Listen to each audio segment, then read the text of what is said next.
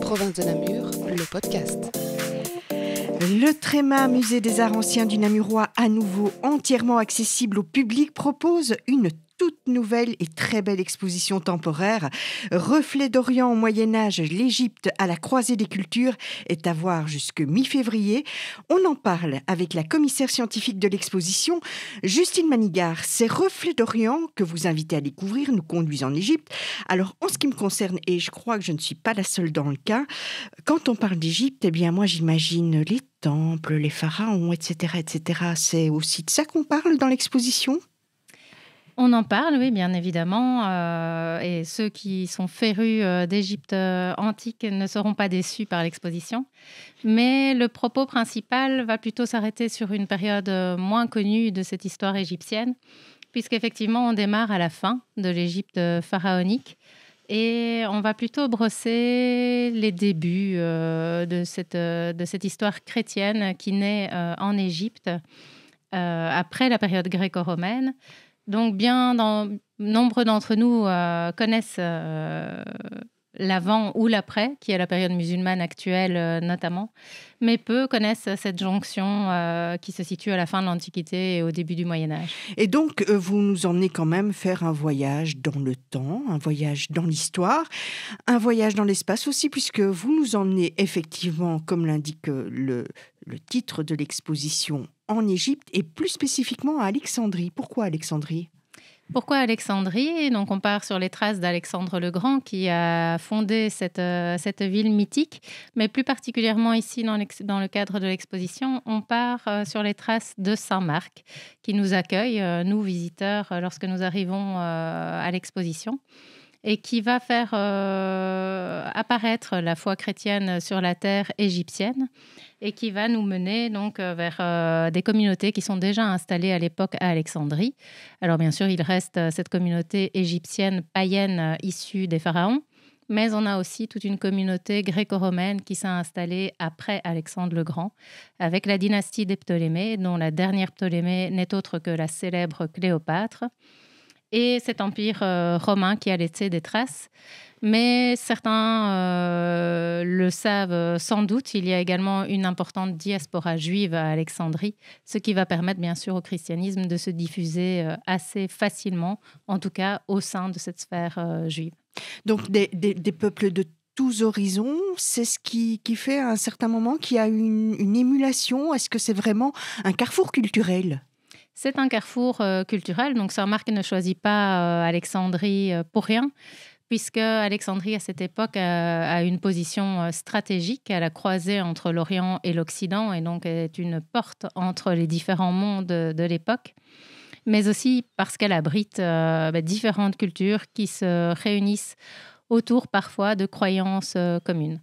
Alors, vous allez nous montrer un petit peu ce Saint-Marc, on va le suivre, on l'a là dès le départ, et puis petit à petit, on va voyager dans le temps, on va évoluer dans le temps, ce qui va nous permettre de mieux connaître l'histoire et d'apprendre des petites histoires, des histoires qui se confondent parfois aussi. Des histoires qui se confondent, oui, puisqu'on a en présence différentes civilisations à la même époque, qui n'ont pas la même histoire ni le même bagage. Et donc, cela crée une sorte de syncrétisme. C'est-à-dire, syncrétisme, j'entends par là la fusion entre différentes cultures qui vont être alors porteuses d'un message commun qui va parler à une grande partie ou même à la totalité de la population. Donc, on peut l'observer entre les civilisations païennes même, donc, c'est-à-dire entre la civilisation égyptienne et la civilisation gréco-romaine, à travers des divinités qui naissent à cette époque-là pour parler justement à l'ensemble des croyants et qui vont être porteuses de certaines caractéristiques que tout un chacun va vénérer. Alors, je disais qu'on allait parler d'histoire et aussi de petites histoires. Est-ce que vous avez des exemples à nous donner ? Des exemples, certainement. Donc, on en revient aux histoires de syncrétisme dont on vient de parler avec des figures comme la Vierge, par exemple, à découvrir au sein de l'exposition pour plus de détails, mais aussi des pans de l'histoire qu'on ignore, comme l'histoire du monachisme, par exemple, qui serait né en Égypte avec des figures telles que Saint Antoine le Grand. Alors, je vous arrête. Qu'est-ce que vous entendez par monachisme ? Par monachisme, j'entends donc cette fuite au désert d'une personne, qui est ici Saint Antoine le Grand, qui va prendre ses distances pour se recueillir et être en lien direct avec Dieu. Mais cette personne va être rejointe par d'autres et ils vont former ensemble une communauté qui va donner lieu aux premiers monastères qui vont émerger des sables égyptiens petit à petit le long de la vallée du Nil. Et progressivement au cours des siècles.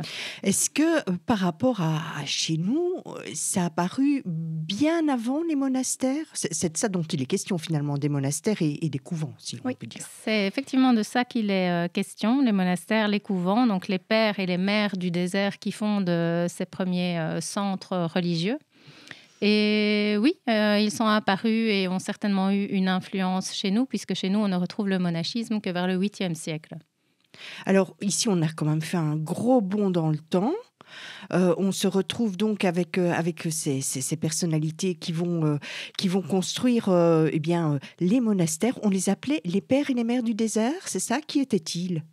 Les pères et les mères du désert, oui. Donc ce sont ces premières figures telles Saint Antoine qui un jour donne sa fortune au moins aux pauvres en fait d'Égypte et décide de partir se recueillir dans le désert, ou d'autres mères du désert comme Sainte Marie l'Égyptienne qui vit une vie de débauche à Alexandrie et qui décide un jour de se repentir pour laver ses péchés et devient ainsi l'une des grandes fondatrices de ce mouvement du monachisme. Alors, les histoires, eh bien, elles sont belles, comme celle-là, une naissance. Elles vont parfois être dramatiques aussi. Il y aura des martyrs, il y aura des persécutions, et ça aussi, c'est quelque chose qui est abordé dans l'exposition. Oui, tout à fait. Donc, l'Égypte a vécu bien des miracles dans l'histoire du christianisme, mais aussi des drames comme ces persécutions qui vont avoir lieu à différentes reprises au cours de l'histoire, que ce soit les persécutions des chrétiens envers les païens, des païens envers les chrétiens, ou encore des musulmans envers les chrétiens. Donc, c'est une histoire qui se répète. Mais ici, la phase la plus importante qui est développée au sein de l'exposition n'est autre que l'ère des martyrs, qui a donné son nom d'ailleurs au calendrier copte, qui est encore utilisé aujourd'hui et qui ne démarre pas de l'an 0 comme le nôtre, mais bien de l'an 281, puisque cette année marque 4 grandes vagues de persécutions qui vont être lancées contre les chrétiens. Et donc est ancrée chez les chrétiens d'Égypte suite à ces massacres et à cette période douloureuse. Alors, on peut se demander qu'est-ce qui a fait qu'à un certain moment, eh bien, on ait décidé au Musée des Arts Anciens de parler d'Égypte. Est-ce que ça a un rapport avec Jacques de Vitry ? Oui, on est parti en effet de cette figure de Jacques de Vitry qui nous accueille plutôt à la fin de l'exposition. On avait en tête une exposition Orient-Occident. Et donc, suite à des nombreuses recherches en bibliothèque, notamment, on a pris le parti de réaliser l'exposition telle qu'elle se montre aux visiteurs aujourd'hui. Et elle nous mène à la grande période des croisades, puisque l'Égypte n'est pas en reste. C'est bien sûr une étape importante vers la Terre Sainte et donc des cités à prendre par les Occidentaux lors des croisades. Elle est marquée par de nombreux pillages, comme on le sait, mais a également un côté heureux pour nous occidentaux parce qu'elle permet à certaines parties de l'histoire de passer, de glisser vers l'Occident. C'est-à-dire que des reliques, par exemple, de saints orientaux vont arriver jusqu'à chez nous et vont nous permettre d'avoir une plus grande connaissance à cette époque-là de ce qui se passe en fait dans la chrétienté orientale. Alors, c'est le propre d'une exposition. On y voit des objets, on y voit des merveilles. C'est le cas ici de cette exposition que j'ai eu l'occasion de visiter. On est parfois étonné, par exemple, vous avez des textiles qui sont dans un état de conservation waouh. Ça s'explique notamment par les conditions de conservation idéales du sol égyptien, puisqu'il y a peu d'humidité, c'est un sol aride et ces textiles ont souvent été retrouvés en contexte funéraire. Et de fait, les couleurs sont encore éclatantes, que ce soit dans les textiles ou que ce soit dans les portraits du Fayoum, notamment, qui sont présentés au sein de l'exposition, et les premières icônes coptes qui témoignent de ces couleurs également éclatantes. Mais au-delà de ça, qui révèle l'identité propre de l'art copte à travers des personnages représentés de manière plus naïve qu'en Occident, et qui donne une grande importance au regard aussi. Alors, ces objets, en fait, comment à un certain moment on décide, tiens, ça serait peut-être bien. Comment vous avez fait? C'est votre première exposition, en fait, en tant que commissaire scientifique. Oui, c'est ma première exposition et tout ça découle de nombreuses recherches, bien sûr, de contacts pris aussi avec les institutions muséales, de recherches dans les bases de données des musées limitrophes. Et on retrouve ainsi des prêteurs belges, mais aussi des prêteurs français, hollandais ou encore allemands, qui sont issus de 2 longues années de sélection de pièces et d'œuvres d'art. Maintenant, toutes les œuvres sélectionnées au départ ne sont pas présentes dans l'exposition pour le simple fait que certaines ont des conditions de conservation exigeantes qui ne leur permettent pas de voyager. Et donc, la sélection aujourd'hui montrée au public résulte de ces différents contacts pris au cours des derniers mois. Alors, à un certain moment, on se dit « waouh, on y est ». C'est difficile. C'est difficile, mais oui, effectivement, waouh, on y est, mais il faut savoir s'arrêter. Et, on a toujours envie d'en savoir plus, d'aller plus loin, d'aller chercher la pièce idéale pour l'exposition. Mais le montage concrétise un peu tous ces mois de travail et permet d'asseoir en fait le propos de l'exposition et de donner vie en fait à ce qu'on a préparé depuis tant de temps. Alors un propos qui est très très riche puisqu'on va sur une grosse période de temps, non ? On démarre à Alexandrie, oui, avec Alexandre le Grand, donc période antique encore puisqu'on est là avec les Grecs. Et l'exposition va traverser différentes époques jusqu'au XIIIe siècle, jusqu'à la période des croisades, pour rejoindre notre fameux Jacques de Vitry, qui est un des protagonistes aussi de l'histoire du trésor du Godoni, qui est présenté dans les collections permanentes du musée. Mais on a encore bien plus, puisqu'on a des gravures du XVIe ou du XVIIe siècle qui reflètent principalement alors l'histoire de l'Égypte dans la Bible, puisque l'Égypte y est citée plus de 600 fois dans l'Ancien Testament et dans le Nouveau Testament. Et donc, ça veut dire qu'au travers tous ces objets, donc vous venez parler de gravures, on a parlé d'ouvrages qui sont des ouvrages rares, on a parlé de tissus, de textiles, on a parlé... il y a des statues, il y a énormément d'objets qui toutes racontent une histoire. Et c'est vraiment fantastique de pouvoir montrer cela au public, mais vous dont c'est la première exposition, si vous aviez un coup de cœur à avoir, ça irait vers quoi et pourquoi ? Alors, un seul coup de cœur, c'est compliqué, mais... un passage... Oui, je dirais quand même que cette Isis lactance, c'est-à-dire l'Isis qui allait son enfant russe, très émouvante de par ce qu'elle représente, évidemment. Et au-delà de ça, par mon parcours plus personnel qui me ramène à mes études qui m'ont fait découvrir déjà cette Égypte à travers les études d'histoire de l'art. Alors, vous le dites vous-même, hein, vous avez fait des études en histoire de l'art. Plus spécifiquement, vous êtes égyptologue. Est-ce que dans le cadre de cette exposition, vous avez appris des choses ? J'ai appris énormément de choses, oui, parce que comme beaucoup d'entre nous, je connaissais cette Égypte pharaonique et je connais l'Égypte actuelle pour y avoir voyagé à plusieurs reprises.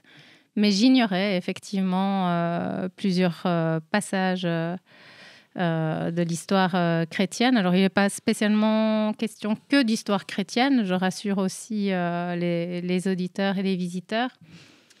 Puisqu'on est vraiment sur une rencontre des cultures. Il est aussi bien question de l'histoire juive que de l'histoire chrétienne et de l'histoire musulmane. de l'Antiquité à nos jours. Donc, on brosse vraiment un large pan de l'histoire. Et finalement, ici, on va montrer que, quelque part, l'Égypte a eu son importance est présente en filigrane dans toutes ces époques de l'histoire. C'est ça que vous avez voulu montrer ? C'est ça qu'on a voulu montrer, oui, que sur une seule terre, finalement, se retrouvent toutes les cultures, ou en tout cas les cultures principales qui, actuellement, sont présentes aussi dans la nôtre et qui nous ramènent donc finalement à notre présent à travers cette histoire. Alors, donc on apprend, on découvre énormément de choses au travers de l'exposition, mais aussi autour de tout ce qui l'entoure. Alors, il y a un splendide catalogue et puis il y a aussi énormément d'animations qui ont été mises en place autour de cette exposition. Et quand on va un petit peu dans le détail, eh bien, on se rend compte qu'on a vraiment pris soin de penser à tout le monde.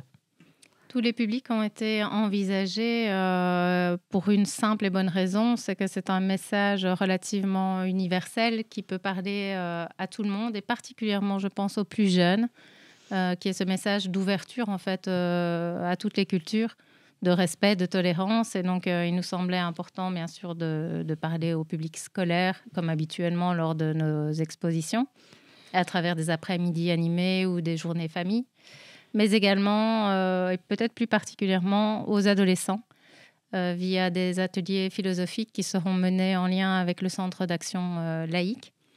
Et pour la première fois, et sans aucun lien spécifique avec l'exposition, on proposera également des visites en langue des signes lors de cette exposition. Alors, des animations pour tous, pour tous les âges. Donc, ça veut dire que si les animations sont là pour tous, eh bien, l'exposition est donc accessible aussi à tout le monde, en ce compris donc les familles que vous invitez à venir voir l'exposition. Les familles sont bien sûr les bienvenues et on espère en accueillir de nombreuses lors des vacances de fin d'année notamment. Et pour ces familles, on a développé un carnet pédagogique qui aide à la visite. Pour les 8-12 ans, plus spécifiquement quand même, et pour les plus jeunes, on a un carnet de dessin qui est mis à disposition.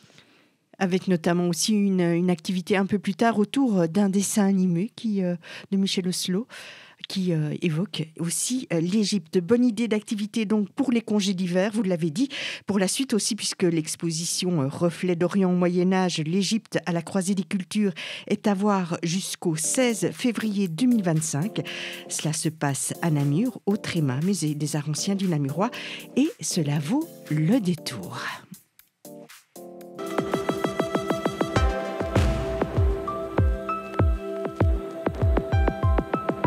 Province de Namur, au cœur de votre quotidien.